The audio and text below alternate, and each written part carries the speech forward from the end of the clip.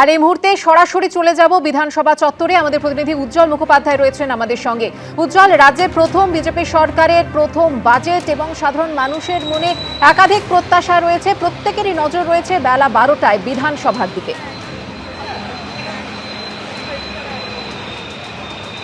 একদম দেখো, একেবারে প্রত্যাশার চূড়ান্ত এই মুহূর্তে কিন্তু বিজেপির বাজেটকে ঘিরে। কারণ বিরোধী দলনেতা থাকার সময় শুভেন্দু অধিকারী বারবার রাজ্যের বেহাল অর্থনৈতিক অবস্থা এবং চাকরি থেকে শুরু করে একাধিক বিষয় নিয়ে তিনি কিন্তু সরব হয়েছেন। মুখ্যমন্ত্রী হওয়ার পর এই যে প্রায় 1.5 মাস হতে চলল, আমরা কিন্তু দেখেছি প্রতিটা কর্মসূচিতে দাঁড়িয়ে মুখ্যমন্ত্রী বলেছেন রাজ্যকে বদলের জন্য যা যা পদক্ষেপ করা উচিত সবটাই তিনি করবেন। এবং সাম্প্রতিককালে তিনি একাধিক জায়গায় বলেছেন যে বাজেটে কি কি ঘোষণা হতে চলেছে তা নিয়ে আগাম বলা যাবে না, কিন্তু লক্ষ্য রাখুন। মনে করা হচ্ছে এবারের বাজেটে রন্ধ্রে রন্ধ্রে চমক তৈরি করা হবে। প্রথমত যে বিষয়টার উপর সবচেয়ে বেশি গুরুত্ব দেওয়া হচ্ছে, আমরা বিভিন্ন সূত্রে জানতে পাচ্ছি, তা হচ্ছে রাজ্যের আইন শৃঙ্খলা পরিস্থিতি, স্বাস্থ্য এবং শিক্ষা। গুরুত্ব দেওয়া হচ্ছে কর্মসংস্থানের প্রসঙ্গে। বিভিন্ন কয়েক বছর ধরে রাজ্যে কোনো ধরনের সরকারি কর্মসংস্থান নেই। পিএসসি পরীক্ষা কার্যত বন্ধ হয়ে গেছে। টেট পরীক্ষা ঘিরে এতগুলো কেলেঙ্কারি। জানা যাচ্ছে বিভিন্ন সূত্র মারফত যে রাজ্য সরকারের যে সমস্ত পদগুলো শূন্য পড়ে রয়েছে বছরের পর বছর, সেই পদগুলো পূরণের কথা এবারে রাজ্য বাজেটে ঘোষণা করা হতে পারে। অর্থাৎ ইতিমধ্যেই কিন্তু সচিবদের কাছ থেকে সেই তথ্য নিয়েছেন মুখ্যমন্ত্রী। কোথায় কোথায় কত পদ পড়ে রয়েছে সেইগুলো তিনি নোট ডাউন করেছেন, এবং যেগুলো এই মুহূর্তে গুরুত্বপূর্ণ সেই সমস্ত পদে নিয়োগের ব্যাপারে আজকে ঘোষণা করা হতে পারে। দ্বিতীয় হচ্ছে শিল্পের ক্ষেত্রে কিন্তু কোনো একটা দিশা অবশ্যই এই রাজ্য বাজেটে থাকবে। সেটা সিঙ্গুর হতে পারে অথবা অন্য কোনো শিল্পের ঘোষণা হতে পারে। মুখ্যমন্ত্রী আগেই জানিয়েছেন বহু শিল্পপতি তারা আসছেন এখানে শিল্প করার জন্য প্রস্তাব জমা দিচ্ছেন, এবং সমস্ত প্রস্তাব খুঁটিয়ে দেখা হচ্ছে।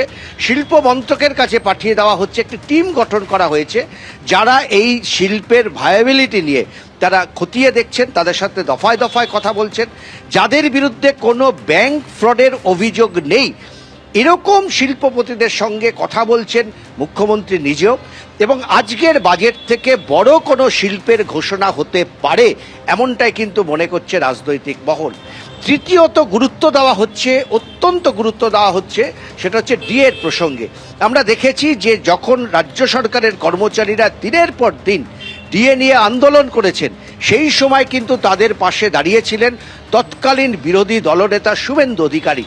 এমনকি তিনি যে ভাতা পেতেন বিধানসভা থেকে, সেই ভাতার টাকা তিনি তুলে দিতেন সেই আন্দোলনকারীদের হাতে, যাতে তারা মামলা করতে পারে, যাতে তারা সেই মামলাগুলো লড়ার অর্থ তিনি জোগাতেন।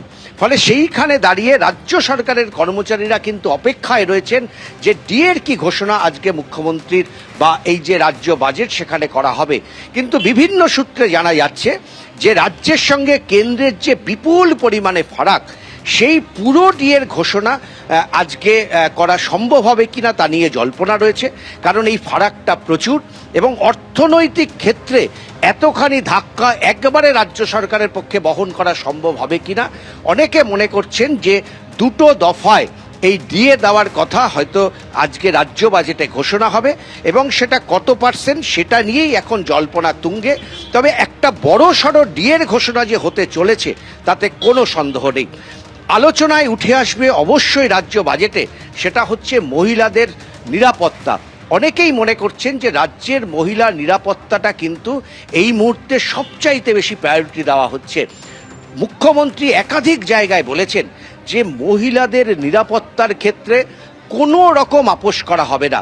ফলে আরও বেশি মহিলা থানা বাড়ানো, আরও বেশি মহিলা কনস্টেবল নিয়োগ করা, এই ধরনের কর্মসূচি। ফলে আজকে যিনি অর্থমন্ত্রী বাজেট পেশ করবেন তিনি কিন্তু আদপে ইতিহাসের মানুষ, এবং সেইখানে দাঁড়িয়ে তিনি আজকে কোন দৃষ্টিভঙ্গি থেকে বাজেট পেশ করেন সকলের নজর সেদিকে। উজ্জ্বল, তুমি আমাদের সঙ্গে থাকো। একদমই আর কিছুক্ষণের মধ্যেই জানা যাবে যে রাজ্যে পালা বদলের পর থেকে মুখ্যমন্ত্রী শুভেন্দু অধিকারী সহ বাকি মন্ত্রীরা যে ঢালাও প্রতিশ্রুতির কথা বলেছিলেন সেই প্রতিশ্রুতি আজ কতটা পূরণ করবে আজকের এই বাজেট। তবে তার আগে রাজ্যবাসী সাধারণ মানুষ তাদের কি প্রত্যাশা শুনুন। জমিতে চাষ করার মতো কিছু নেই, মানে যা ইট বালি সিমেন্টে ভর্তি হয়ে রয়েছে ওখানে চাষ তো বড় হবে বলে মনে হয় না। শিল্প হলে জমি তো নষ্ট হয়েছে, শিল্প হলে ছেলেমেয়েরা পড়াশোনা করছে, আমরা নিজেরা শিক্ষিত, যদি কিছু হয় আমাদের নিজেদের ভবিষ্যৎ হবে, ছেলে মেয়েদের ভবিষ্যৎটা অন্তত হবে। যারা ছিল তারা কিছুই করেনি, এবার নতুন সরকার এসে যদি কিছু করে সে তো ভবিষ্যতের জন্য ভালোই হবে। শিল্প হোক, অবশ্যই শিল্প হোক, ছেলেমেয়েরা ভবিষ্যৎ স্কুলের পড়াশোনার ডিসিপ্লিন এগুলো খুবই খারাপ হয়ে পর্যায়ে চলে গেছে, সেটাও ঠিক করা হোক। আর শিল্প হলে সাধারণ মানুষ কেন সবাই মানে উপকৃত হবে। আমরা শিল্প চাই, আমার বাড়িটা অনেকটা দূরে, তো আমি বলছি শিল্প চাই। শিল্প হলে আমিও কিছু কাজ পেতাম, যা হোক একটা কাজ পেতাম, কাজ পেতাম, তারপর সব জিনিসে একটা মেনটেন্স হতো, কাজ পেতাম, পয়সা বেশি হতো। শিল্প হলে আমাদের অনেক সুবিধে হতো, এখানে লাইট পাখা লাইট হতো, রাস্তা এখনও কিছু কিছু জায়গায় লাইট হয়নি, কিছু কিছু জায়গায় রাস্তা হয়নি, সেগুলো তো কিছু কিছু জায়গা হতো। সব মানুষের কিছু না কিছু সুবিধা। কারখানা হওয়া মানে শিল্প হওয়া মানে সেখানে তো বৃদ্ধি তো হবেই। এবার সরকারি চাকরি দেবার নামে প্রতারণার অভিযোগ উঠল অভিষেক বন্দ্যোপাধ্যায়ের আত্মসহায়ক সুমিত রায়ের বিরুদ্ধে। ডেবরা থানায় অভিযোগ জানালেন যুবক, নাম জড়ালো তৃণমূলের প্রাক্তন বিধায়ক সুজয় হাজরারও। প্রথমে শালবনী থানায় জমি জালিয়াতির মামলা, তারপর মাটি চুরির অভিযোগে দক্ষিণ 24 পরগনার কালীতলা আশুতি থানায় অভিযোগ, জারি হয়েছে লুকআউট সার্কুলার। আর এবার সরকারি চাকরির নামে প্রতারণার অভিযোগে অভিষেক বন্দ্যোপাধ্যায়ের আত্মসহায়কের নামে হলো এফআইআর। অভিযোগ দায়ের করলেন পশ্চিম মেদিনীপুরের ডেবরার বাসিন্দা এক যুবক। সূত্রের দাবি 2023 সালে মেদিনীপুরের প্রাক্তন তৃণমূল বিধায়ক সুজয় হাজরার সঙ্গে অভিযোগকারীর পরিচয় হয়। সেই সময় সরকারি চাকরির জন্য খোঁজ খবর নিচ্ছিলেন তিনি। সুজয় হাজরা তাকে যোগাযোগ করিয়ে দেন হাওড়ার নলপুরের বাসিন্দা আশিক গাজীর সঙ্গে। সেই আশিক গাজী ডেবরার যুবকের কাছ থেকে লক্ষাধিক টাকা নেন। বলা হয় এই টাকা দিতে হবে অভিষেক বন্দ্যোপাধ্যায়ের আত্মসহায়ক সুমিত রায়কে। এমনকি জমা নেওয়া হয় নথিপত্র, মেডিকেল পরীক্ষাও হয়ে যায়। কিন্তু এরপরেও চাকরি না পাওয়ায় সন্দেহ হয় যুবকের। রাজ্যে পালাবদলের পর অবশেষে ডেবরা থানায় অভিযোগ দায়ের করেন যুবক। 2023-এ সুজয় কাকু কিছু কাজের কথা বলে আমাদেরকে, আমরা ওখানে সিবি জমা করেছিলাম, খেপে আমরা টাকা দিয়েছিলাম, অনেকটা টাকাই ডাইরেক্ট সুমিতদার নাম করেই টাকাটা নেওয়া হয়েছিল যে ব্যক্তি ছিল। টাকা দেওয়ার পর আমরা জাল যে অ্যাপয়েন্টমেন্টগুলো পেয়েছিলাম সেগুলো জাল ছিল।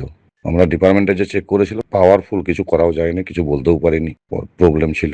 আমি বলেছি যে আমি তৃণমূল কংগ্রেসের মুখপাত্র, আমি সুমিত রায়ের মুখপাত্র নই। ফলে সুমিত রায়ের সঙ্গে পুলিশ কি করছে এইসব বিষয় আমি একটি প্রশ্নেরও আমি উত্তর দেব না, কারণ সুমিত রায় নিয়ে কথা বলতে গেলে কেউ আবার রেগে যায়। প্রতারণা, জালিয়াতি ও বিশ্বাস ভঙ্গের অভিযোগে সুমিত রায়, সুজয় হাজরা ও আশিক গাজীর নামে এফআইআর রুজু করেছে পুলিশ।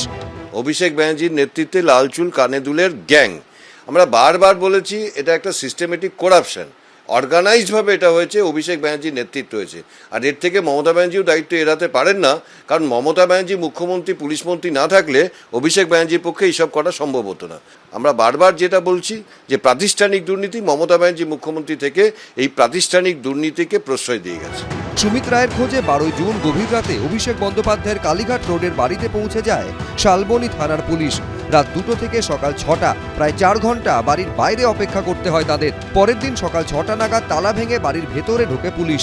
প্রায় 1.5 ঘন্টা সেখানে তল্লাশি চালিয়েও খোঁজ মেলেনি অভিষেক বন্দ্যোপাধ্যায়ের আত্মসহায়ক সুমিত রায়ের। তার নামে জারি হয়েছে লুকআউট সার্কুলার।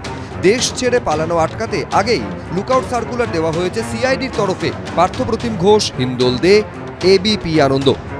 এবিপি আনন্দ, এগিয়ে থাকে, এগিয়ে রাখে।